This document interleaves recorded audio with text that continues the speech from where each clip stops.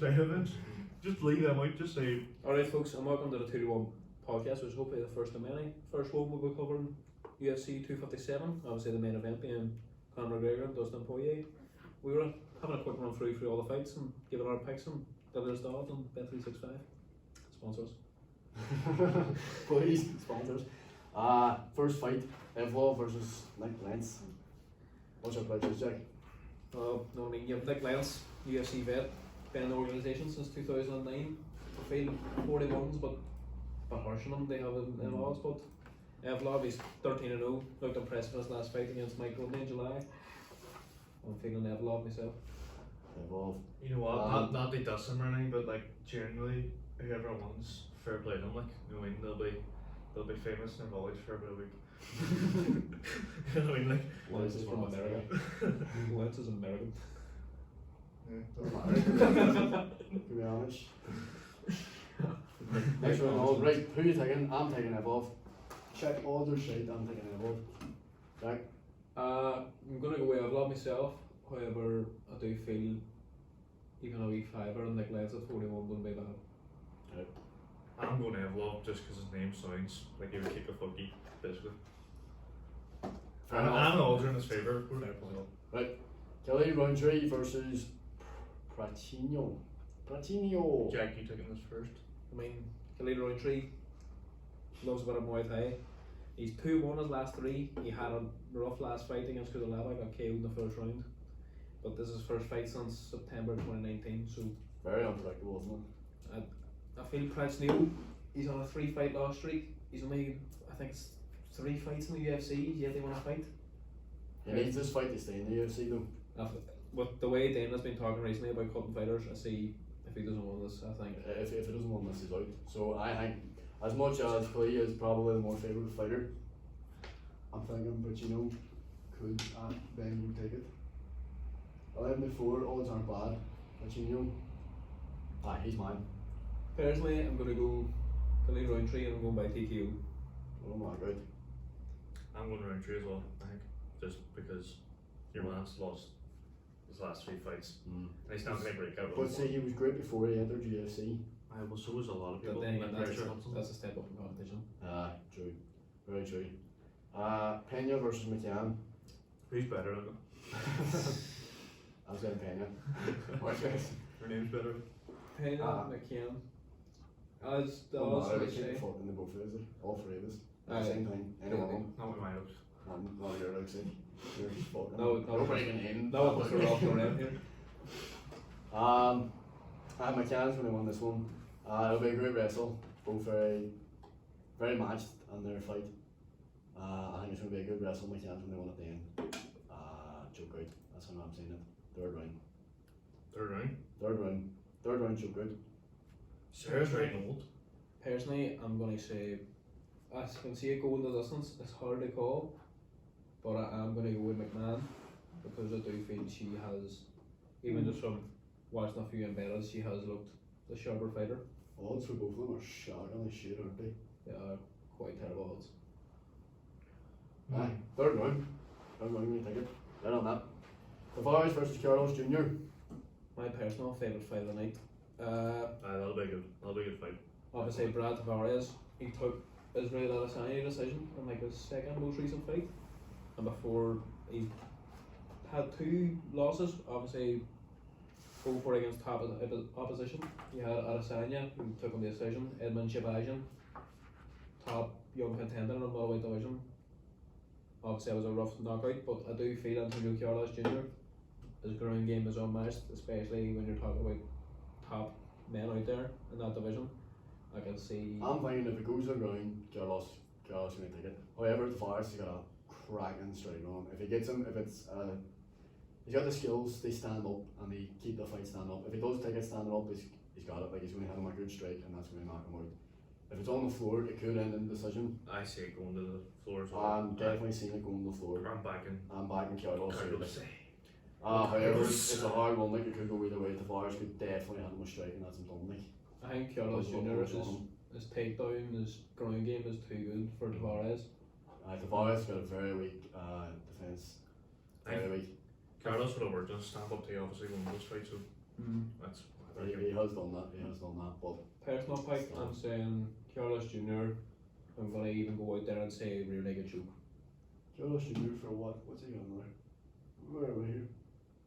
4 fight on the board. Still can't see it. Don't know Carlos Jr. Brad Tavares. Carlos Jr. is 11-10. Why am I missing this? Oh, there it is. Right. I couldn't find that. Even by the audience, it's a tough fight to call. Aye. But Tough fight. Because it could go either way, because it definitely could go either way. Best man tonight, one of them ones.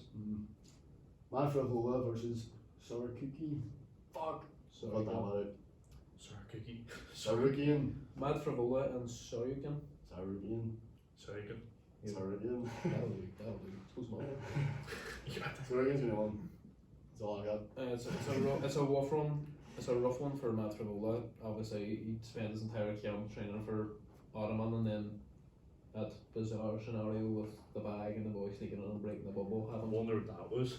I wonder what the unknown substance in the bag was. Look at the odds, like. 1-7. I mean,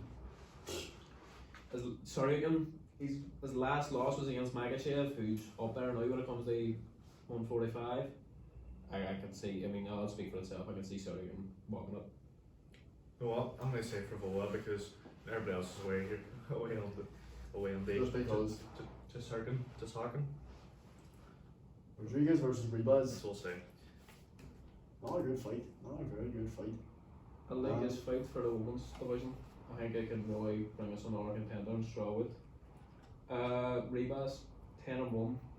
The last fight was against Van Zandt. It was a spectacular armbar, which ended up being Van Zandt's last fight in the UFC. She is quite good on the ground if she can get it there. Rebaz excellent on the ground. Fantastic. I'm saying she's going to take her down and she's going to make her budge. Rebaz is going to take down Rodriguez, beat the shit on there on the floor. That's what's If you look at her stats, she succeeded 55% of her takedowns compared to Rodriguez's 20%. So what's that say? Rodriguez got a very good defense. She had a very good takedown defense. What is it? She got 79%? 62%. 63. She got very unlucky her last fight against Esparza, who is probably one of the top names in the strawweight division at the minute. I think she's number 4 ranked or something like that. I think it can go either way, but I'm fancying Rebaz, and I think Rebaz then becomes one of the top contenders in the strawweight division. Very good. So, Rebaz, I'm taking Rebaz anyway. I'm going Rodriguez. I think she'll catch her. I think there's just one of them people I have to go against it. Like. No, I genuinely Who think doesn't she'll. Who doesn't want love to an know? underdog? Who doesn't love an I think she might catch her. Like. Could happen, could go either way. Sanchez versus Well, Muradov. if I'm wrong, you'll have a fish. So I'll take that risk. Really? Aye. Alright then. Sanchez versus Muradov. Muradov, I think this is his 3rd fight in the UFC. He's 2-0 currently. I think his last time he lost a fight was 2016. He's a lot better on his feet than Sanchez would be. He's a lot greater fighter that way. I'm seeing a fight going to the floor, and Sanchez is going to take it. I'm seeing it going to announce decision. It'll be a good fight. Watching the floor. If the fight stands on its feet, Muradov can take him. So a good swing on like. Go ahead. I mean, Sanchez, he had a impressive last fight in August. He did get quite a nice KO, and his last loss himself was against Martin Vettori. He's now in the title picture. So I can see it being a sleeper for fight of the night. And I personally am going to say Muradov takes it. I also will say Muradov takes it. Solely because. Takes it. Are you going knockout? I can't see that happening. Thanks, Muradov can thanks, only man. take it on knockdown. Only take it if it's knockout. Sorry. Complete knockout. It has to be a good fucking slap knocking the fuck out. Like. I can see it going the distance, to be fair, but I can see no matter what, it's going to be, the winner's going to be a fans. It's going to be a fun fight no matter what. Definitely. Like, if you look at their succeeded takedowns, like Sanchez is 33% compared to 25, but if you look at his stand up, which is actually, he's succeeded better strikes, Sanchez, than Muradov. Was he? Yeah. Well, it's close, it's 44% to 41%. And his Sanchez's defense is better. I actually only switched mine to Sanchez after reading that stat. Sanchez is not- going to go fuck with him. Personally, He's I'm still. he's 21 doing that much decisions, so it'll be a great fight. I mean, that man's been 5 years without a loss. Third fight in the UFC. Can sort of boost him up there if he does get a nice impressive KO one. Still, personally, I'm going to take the bird off. Was that even Jojo Kipperwood? Holder. And Jessica Oh. I. Jessica, that's right, I laugh at that name. Jessica and killed him. I got nothing. Jessica Redna. I ain't got shit for this fight. I mean, both of them. Nice. You don't look sexist or not? No, because I don't fucking love the old realize. I'm not fuck sexism. I haven't got anything, work away. They're both 1 and 2 in their last fights. It is an incredibly hard fight to call. I mean, the last time I personally watched an eye fight was when she got murdered by Shevchenko with an absolute devastating head kick. Calderwood, I feel it's too tough of a call too tough of a fight to call. And I can just I can see it going the distance, and whoever takes the third round takes it. I'm leaning more towards I, due to the fact he just has that experience compared to Calderwood. I'm going Jojo. I don't know what way this is going to go. I like that one.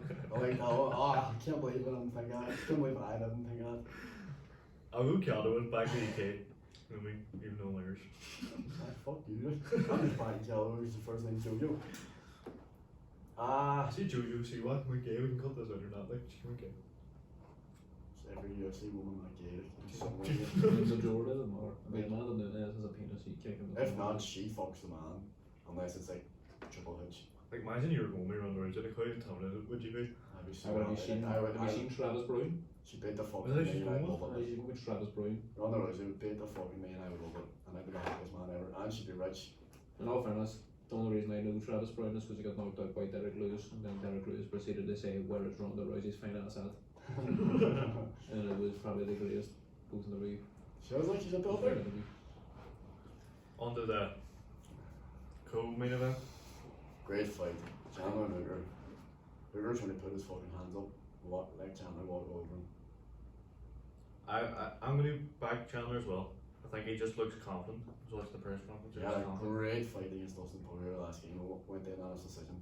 Excellent fucking fight. Very, very close. I can see. Personally, I feel Chandler is going to take it. I mean, it's going to speak for himself. He's a 3-time champion of Bellator. Is this his UFC debut? His first fight in the UFC. 3-time Bellator Jesus. champion. His last fight was a win against Benson Henderson where he knocked him out. And obviously Chandler, I think it's an NCAA Division 1 wrestler, so he has got his credentials for wrestling. He has a simple style, but it's so effective for him because he can stand up and he can go to the ground. But personally, where I feel Hooker has got the advantage is with reach. Hooker Luger's got a good punch on him. Hooker has a serious reach advantage. So if Chandler can talk on him, take him to Florida. I think if Chandler gets to Walking. the floor, it's game over for Hooker. It's just, it depends how long Chandler wants to stand up. Chandler's gonna be a very exciting match. This is what I'm saying. Chandler versus grounding point. That's all I'm Very saying. start. What? Very start. First round. No, second round. Second round. I don't know, it's tough to call because Chandler can stand up too, like, you know what I mean? His last fight was against Benson Henderson. That was the second time in his 36 fights Benson Henderson has been knocked out in his career. Benson Henderson, former lightweight champion UFC.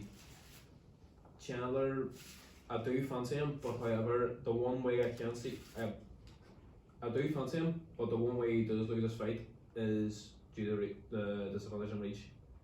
I can see him maybe going on for a jab and Hooker crossing him with a knee and that being night over, but I can't see it happening. I'm going Chandler, ground and pound. Are we on the Chandler camp? Aye, we're on the Chandler camp. Camp Chandler, here we go. That's fine, like Gaelic. On the big one. A big man, McGregor himself. Our local hero. our saint. Our local hero. We fucking slice over here and that. Oh fuck, I'm mad. Well, who wants to take it anyway? I want to hear theirs. Back out of retirement anyway. Shocker. But he says he wants to fight 7 times in the next 18 months from retirement. Like, that's a bold statement to make. He wanted to fight 3 times last year, was it? He said last year he wanted to have his season, so I don't know where he'd take him for his word this time, because he did look as like he does look he's in motivated great now. shape. He's in great shape. He does look motivated now, but he didn't look in shape last year, and he didn't have the same motivation about him. And especially was them interviews where he said, 2020 is going to be his season. Obviously, there was a pandemic, so I can sort of understand why he don't. I think his eyes are solely on Khabib, so whoever stands in front of him is getting walloped, no matter what happens. He's taking that belt and that's on. And then I'm back out of retirement again at like fucking 45 and fight some YouTuber. You know, the same height, same weight, but McGregor's got the reach on him. And Poirier In likes the to last box. fight, McGregor's won up on him. Like, don't get me wrong, I can see Dustin is a fantastic boxer, but McGregor's a better stand-up fighter. I think McGregor wants a war though. I don't think McGregor, usually McGregor's taking him out in the first round. I think he wants to get a few rounds under his belt. I mean, both of their last losses was both against Khabib. Dustin's coming off a fight a year contender against Dan Hooker. I can see the only way Dustin won is if he takes a fight to McGregor and doesn't just let McGregor toy with him. Because if not, at the same time, McGregor just catch him in a second. Like, that's McGregor's back and form. Like our last couple of fights we've seen when McGregor lost, he wasn't in form. It was fucked. look at he does against Strowman, like that shoulder. Like a fucking shoulder. Like how do you do that? I can see Dustin trying to bring a fight with him and Conor counters him, and that's where Conor's knockout power is. I can see probably, like, I can see McGregor taking it before champ. I can see McGregor taking it before it gets the championship rounds. But then again, if Khabib is retired, there's no reason why McGregor shouldn't win the belt. Aye. Well, Is it? Well, I don't want to Khabib's not retired. He's only come out of. I don't want to get too into it because the UFC could possibly take a belt off him, like, you know what I mean? Which is Anthony McGregor. He's already been vacant. Has he? He's retired. So belt's up. Belt's vacant. I can I see. watched an interview the other day and it was like the belts were taken. That's why it's called. Oh no, he said Like, because he lost against Khabib and The belts like go back to him. no, because he lost against Khabib and they didn't physically hand him the belt in the ring because of the fucking brawl. Then he never lost the belt, even though he lost the fight. It's so retarded. That was McGregor for you, like. that sounds like every Irishman. Maybe that's me. Top player, man, chill, sure. I should fucking go for it. Like, what do you get to lose? Fuck, they know. Like, give me that belt back. Well, let's wrap this up. I Wrap think it up. Aye. What are we doing tonight? we are on TikTok live streaming. Live on TikTok, live streaming for the UFC 257. What time do we go on that? About 3:30. Yep, and we will not be showing the fight. Like, that is just so illegal. We would never show the fight. You know what I mean? That is the one thing that we will not be doing on live stream. We will not be showing the fight. So follow us on our TikTok at PubSports. You know a fucking name? PubSports_media, is it? Big brain. I thought you were gonna be all Oh, well, I thought edit out the bit where we forget the name of our podcast. Like, I don't forget the name. you don't forget the name. Just avoid. 3:30 AM UK time. Fight will not be shown. Not be shown. And Dana, we will not be showing the fight. We will not. I know Jackie's we'll film me a halftime show for you. Fish. Let's just say fish. I will get fishy. Right, no more on that. That's a wrap.